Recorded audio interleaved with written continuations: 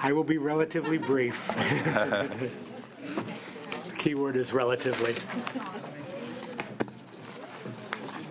SB 559 adds regular full-time lifeguards employed by Imperial Beach, the city of Imperial Beach, to the list of public safety employees entitled to a benefit known as 4850 leave.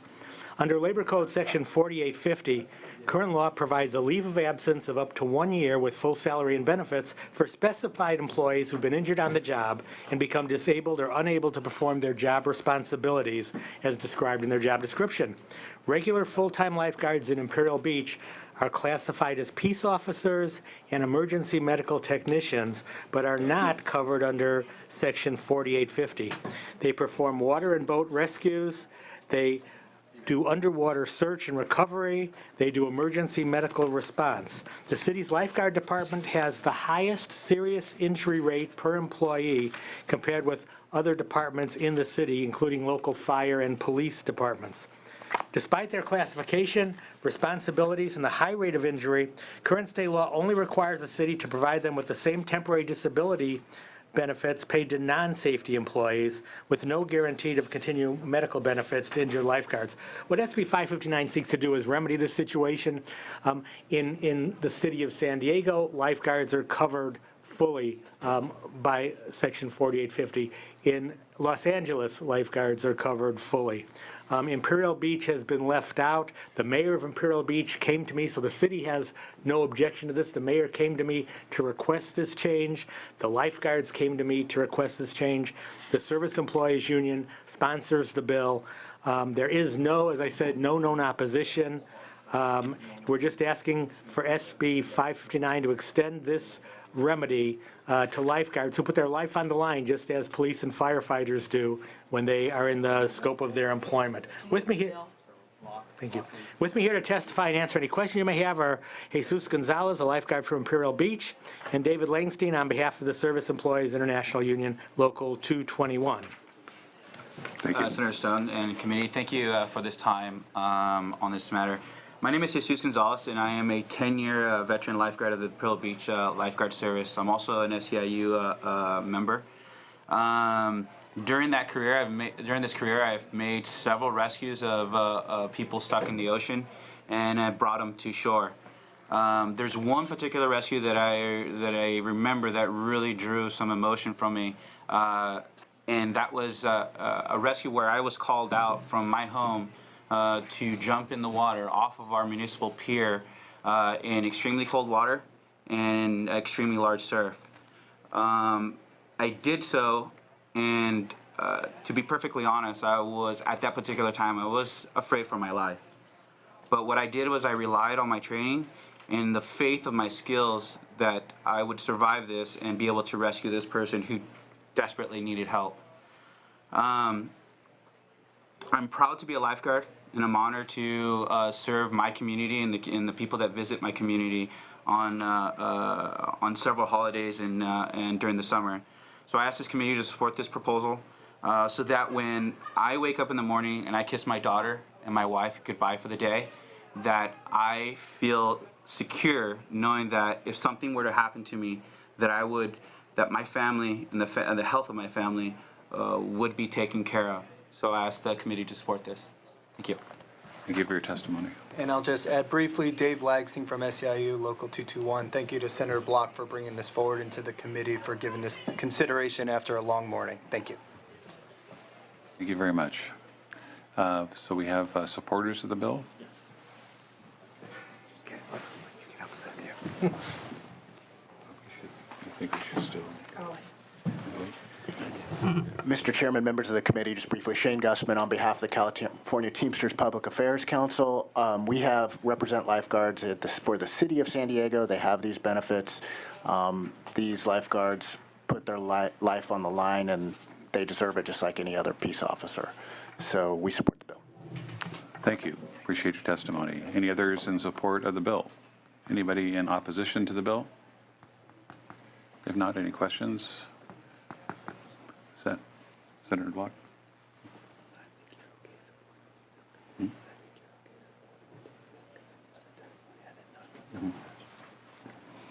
Senator Block. I just urge your aye vote for the reasons already described. Okay, if you can call the roll. Okay, the motion is due pass to the floor. Mendoza, Stone, Aye. Stone, I. Jackson, Leno, Mitchell, Aye. Mitchell, I. We'll hold the roll open. Thank you, Mr. Chair. Thank you, Senator. I think ultimately it's a matter of consistency and fairness. Yeah, right. I felt the same way. We're doing Mendoza next. Okay. Okay, we'll go to file 5, SB 623, Senator Lara. He's on his way down? Okay, well, we'll take a temporary break. Thank you.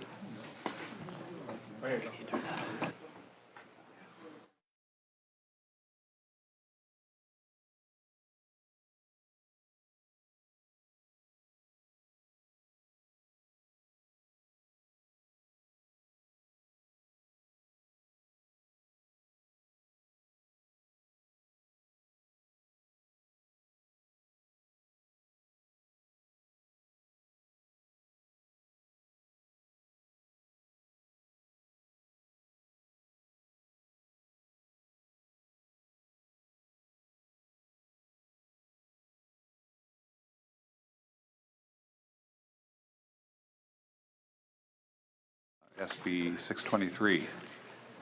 Thank you. Thank you, Mr. Chair and member.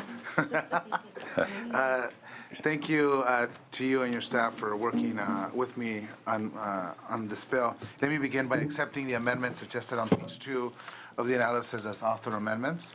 SB 623 clarifies a conflict between California regulation and existing state law to make it clear that anybody should be denied workers' compensation benefits based on their immigration status. Specifically, this bill specifies that an injured, undocumented worker shall not be excluded from benefits from the Uninsured Employers Benefits Trust Fund or the Subsequent Injuries Benefits Trust Fund based on his or her immigration status. In 1996, Governor Pete Wilson issued an executive order directing all state agencies to initiate steps to deny an array of health, social, and educational services to undocumented immigrants in California. This legislature subsequently passed SB 1818 in 2002 to clarify that a person's immigration status is irrelevant to the issue of liability for purposes of enforcing state labor, employment, civil rights, and housing laws. Members, undocumented workers should not be denied eligibility for these funds simply because unscrupulous employers have not followed the law. I respectfully ask for your aye vote. Thank you, Senator Lara. Barry Broad on behalf of the Teamsters. We're co-sponsors of this legislation. The current law actually creates a perverse incentive. Remember, what we're talking about here is an employer who has failed to provide workers' compensation and is essentially allowing other employers to subsidize that loss of insurance through the Uninsured Employers Fund. So you're basically saying, hey, if you hire an undocumented worker, you can go without coverage, and there's really no consequence, and that's really a bad idea. This has nothing to do with whether somebody should or shouldn't hire someone who is undocumented and the whole immigration issue. They have hired them, and if they have hired them, they need to be protected by workers' compensation insurance. So we would urge an aye vote. Thank you for your testimony. Thank you, Chair and Committee. My name is Bernardo de la Torre. I'm with the California Applicants Attorneys Association. We are a co-sponsor of this bill. It has a very simple aim: to rid the Code of Regulations of these offensive regulations and ensure that no undocumented worker is ever denied workers' compensation benefits because their employer was not complying with the law. The language of the bill is based on SB 1159 Lara, that similarly opted to state out of the ban regarding undocumented workers in relationship to professional and vocational licenses. That bill was signed by the governor, and CAS strongly supports Senate Bill 623 and urges the committee to cast an aye vote. Thank you for your testimony. Mr. Vice Chair, Jeremy Mers on behalf of the California Chamber of Commerce. we joined an interesting alliance today in supporting SB 623. We would agree with Mr. Broad's comments, actually, that to the extent there is somebody employed and injured, they should have access to all rights under the workers' compensation system, including the UBETF, and the subsequent injury fund, irregardless of their immigration status. So for that reason, we understand that it's the practice and the current practice, but we thank the senator for clarifying this regulation and implementing it through law today. So with that, we urge an aye vote, and thank you. Thank you for your testimony. Thank you. Jason Schmelzer here on behalf of the California Coalition on Workers' Compensation, a small association of employers that provide workers' comp benefits for their injured workers. Obviously, there's no rational basis to deny any injured worker access to these funds for any reason. So this is completely common sense, and we're in full support. So thank you. Thank you for your testimony. Thank you, Mr. Chair. Mitch Seaman with the California Labor Federation. For all the reasons previously stated, we agree that there really should be no connection between a worker's immigration status and their access to these benefits. Yes. We urge your support. Thank you for your testimony. Any other testimony in support? Is there any testimony here in opposition to SB 623? Seeing none, it's me.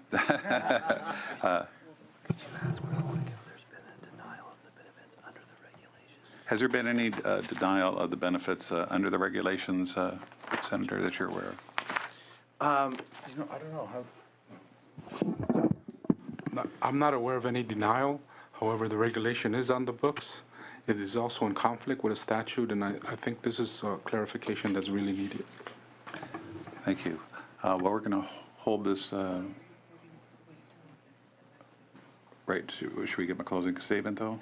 Oh, I'll give you a closing statement, but I will say that I applaud you, Senator Lar, for bringing this forward. I think the immigration status should not have any effect on one's ability to get the workman's comp benefits that they should expect and receive. So, Thank you, Senator Stone. And just in closing, we've brought a non-traditional group of folks together to support this measure, and just urge your aye vote when we get quorum back in the committee. Thank you. thank you, sir.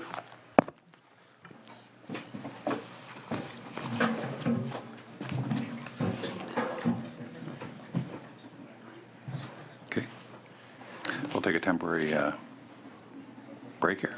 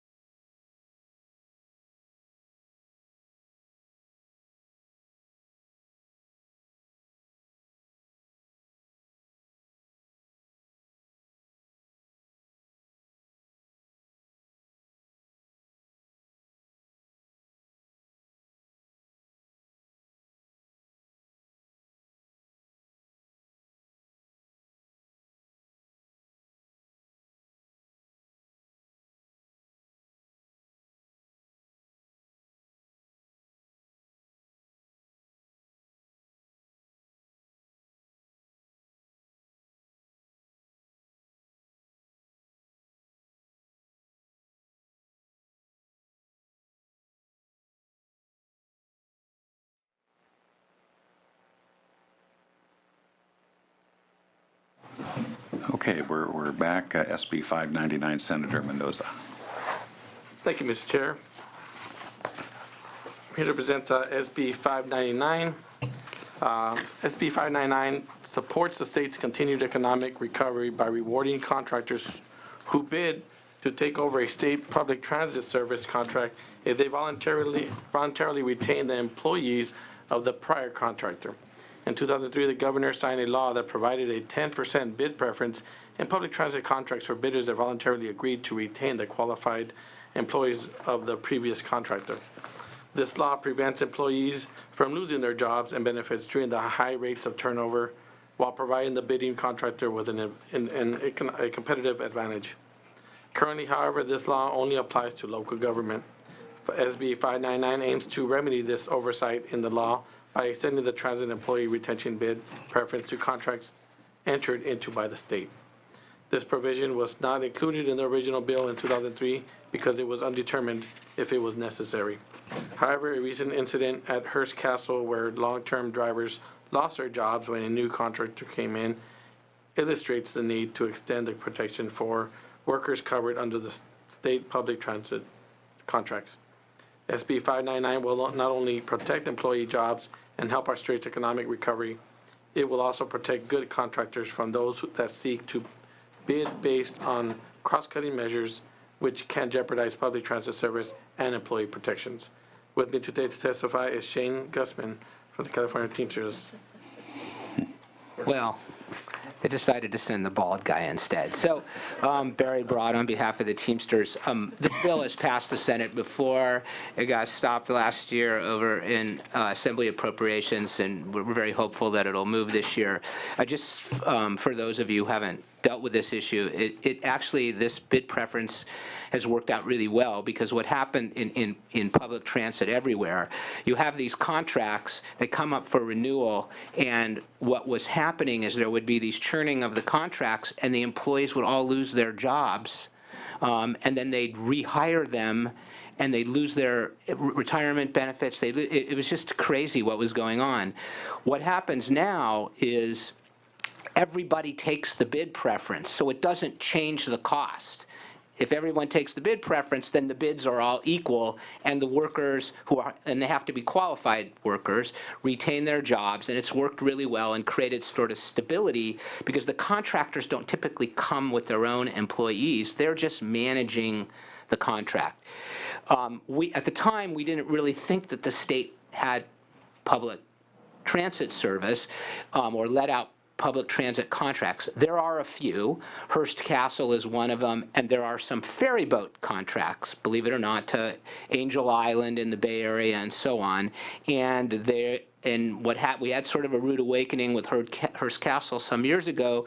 There was a long-time contractor. We had workers that had been working there for many, many, many years. And we had an employer who came in and through another bid preference had a slight edge and decided that they just wanted to fire all the workers. And the state really didn't like that. It was a state park service, but there really was nothing they could do about it. And it was just a really unjust thing. And a lot of people who had worked for many years and were quite sort of beloved lost their jobs. So that's when we decided to do this. We think it's just sort of a measure that's proved itself to be a workable solution that creates stability in the market for people, but it doesn't guarantee them any particular wage. It doesn't bind the employer to anything. It just keeps these people employed. So we would urge an aye vote. Thank you. Thank you for your testimony. Thank you, Mr. Chair. Members, Mitch Seaman with the California Labor Federation. As mentioned, we think this is an important common sense measure to preserve stability for these workers, and we urge your support. Thank you for your testimony. Any others wishing to testify in support of the bill? Is there anyone here to testify in opposition to the bill? Seeing none.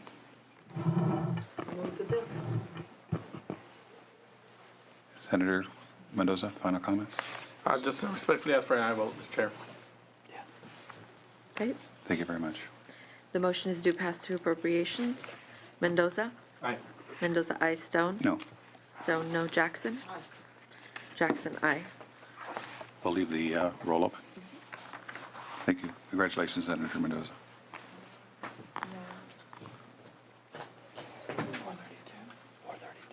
Okay, we're going to go to SB 432. Senator Mendoza. Okay, thank you, Mr. Chair. I'm here to present SB 432. SB 432 seeks to improve outdated statute by deleting from the Labor Code the offense of a derogatory term alien as a definition for an immigrant individual. In 1937, the legislature enacted various provisions regarding the employment of aliens who are defined as any person who is not born a fully naturalized citizen of the United States. The legislature repealed most of these labor code statutes in the 1970s. Unfortunately, the definition for alien was not repealed and is still found in the labor code. As you know, the United States is a country of immigrants who not only form an integral part of our culture and society, but are also critical contributors to the economic success. Immigrants work and pay taxes, as well as create new products, businesses, and technologies which generate jobs for all Americans.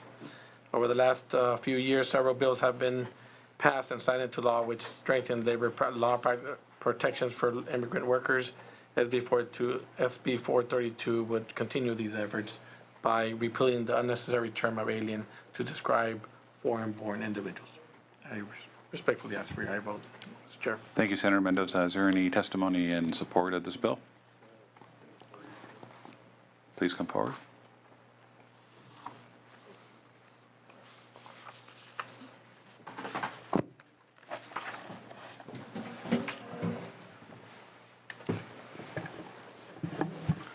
Yes, I'm Bernardo de la Torre with California Applicant Attorneys Association, and we would strongly support this bill.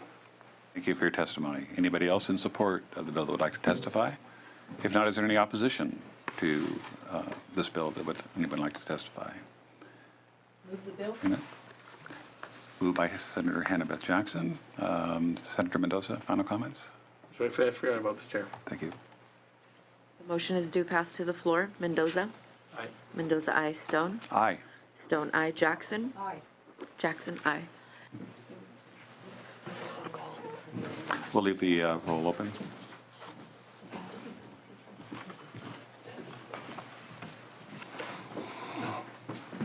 He'll take care of it. They need to.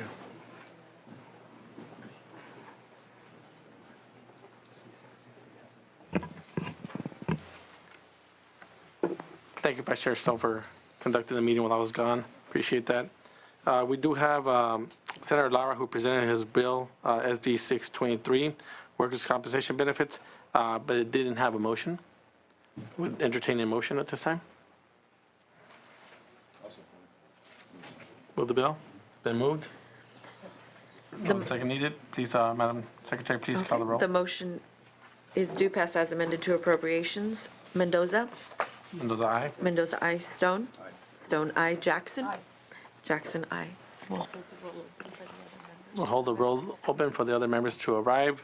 Do we have any other bills that we can? Yes, we can open the roll for SB 3 for Senator Jackson. Great. We're going to open the roll for SB 3 so we can have Senator Jackson add on. The motion was due pass to appropriations. Senator Jackson? Aye. Jackson, aye. How about-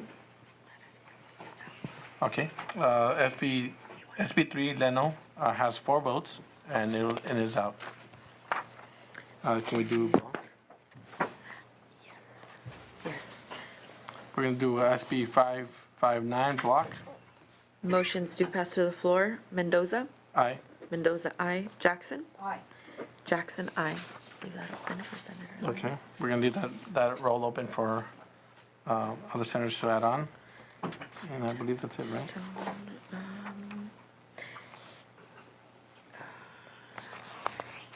That's it. Now we just need to wait for Senator Mitchell. Okay. So everything's done. We just need to wait for Senator Leno and Mitchell to come back and add on to the roll. We'll give them a little bit of time.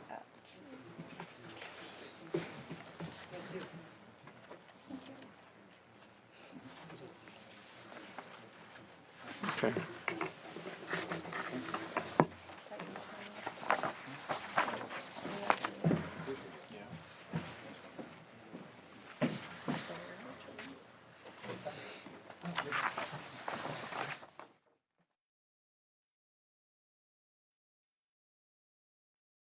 We'll start with SB 423. Thanks, I appreciate that. Thank you. Good questions. We're going to go ahead and, we have Senator Mitchell here. We're going to go ahead and open the roll with SB 432 to add on. The Madam motion was Secretary? due, the motion was due pass to the floor. Leno? Mitchell? Aye. Mitchell, aye. Okay, we're going to do the same with SB 599. Madam Secretary, please call the roll. Motion is due pass to appropriations. Leno? Mitchell? Aye. Mitchell, aye. And the same with SB 623. Lara? The motion's due pass as amended to appropriations. Leno? Mitchell? Aye. Mitchell, aye. Thank you, Senator.